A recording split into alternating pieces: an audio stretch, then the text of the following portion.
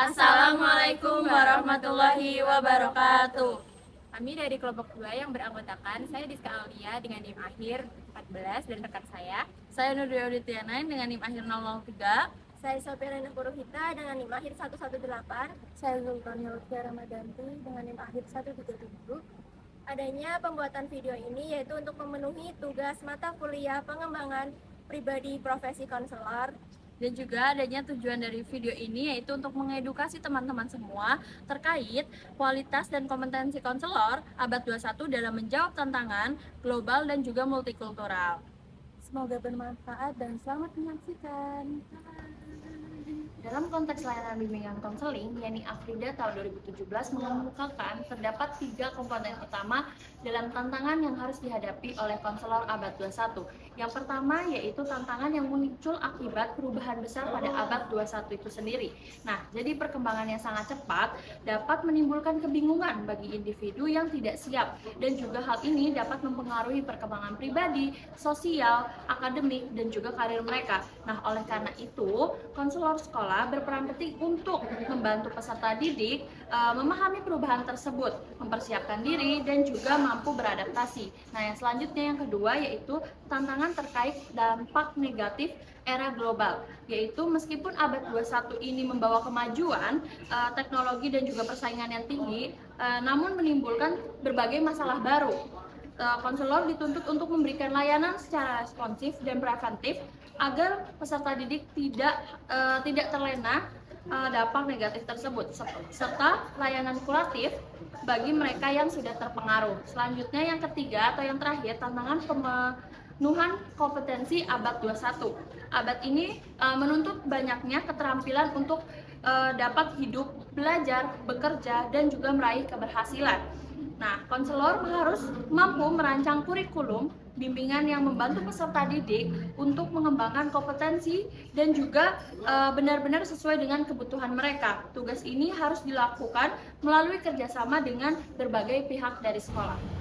Selanjutnya ada tuntutan konselor sekolah ke abad 21. Konselor sekolah dituntut untuk terus mengembangkan dan memperbarui keterampilan yang dibutuhkan dalam melayani semua siswa.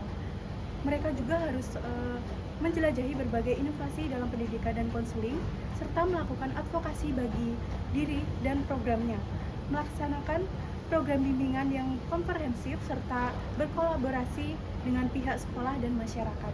Di abad 21, perkembangan teknologi, perubahan sosial, dan semakin kompleksnya permasalahan individu yang membuat konselor harus memiliki kualitas yang komprehensif.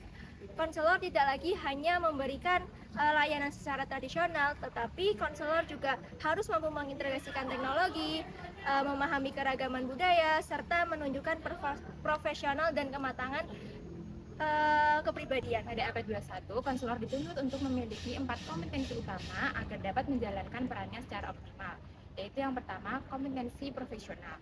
Konselor harus menguasai teori dan teknik konseling modern, mampu melakukan asesmen, perencanaan program, hingga evaluasi berkelanjutan. Selain itu, konselor juga perlu memberikan layanan kelompok, individu, maupun keluarga, menjadi advokat bagi siswa, serta mampu berkolaborasi dengan pihak guru, orang tua, dan sekolah. Yang kedua, kompetensi kepribadian. Konselor harus memiliki kepribadian yang matang dan stabil, berlandaskan nilai moral, serta menunjukkan empati dan kemampuan interpersonal yang baik. Konselor juga perlu menciptakan hubungan konseling yang aman dan suportif, serta memiliki kesadaran diri untuk terus melakukan refleksi dan pengembangan diri. Yang ketiga, kompetensi teknologi. Di era digital, konselor perlu memanfaatkan teknologi untuk asesmen, pengelolaan data, komunikasi, dan evaluasi program. Konselor juga perlu mampu menggunakan aplikasi dan platform digital agar layanan lebih efektif, serta mengelola data akademik sebagai dasar perencanaan layanan. Yang keempat, kompetensi budaya. Konselor harus sensitif terhadap keragaman budaya siswa. Konselor berperan sebagai mediator yang menjembatani perbedaan nilai dan kebiasaan, sekaligus menciptakan lingkungan sekolah yang inklusif dan aman. Sekian dari kami, terima kasih. Wassalamualaikum warahmatullahi wabarakatuh.